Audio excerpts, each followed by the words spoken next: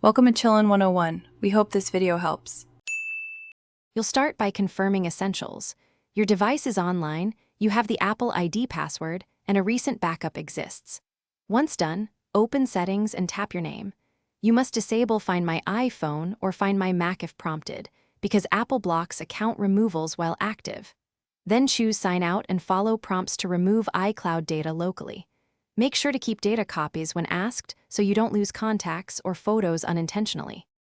You'll now edit the account email itself. On device, go to Settings, your name, phone, email, or use Appleid. Apple, COM in a browser.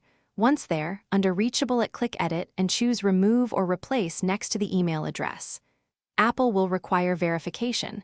A code is sent to the current address or a trusted device. Enter that code to confirm. This changes which address is tied to communications and login recovery, so make sure the replacement is accessible.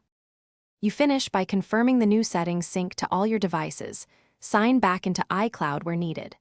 Once done, review Mail, Contacts, and iCloud settings to ensure the old email is gone.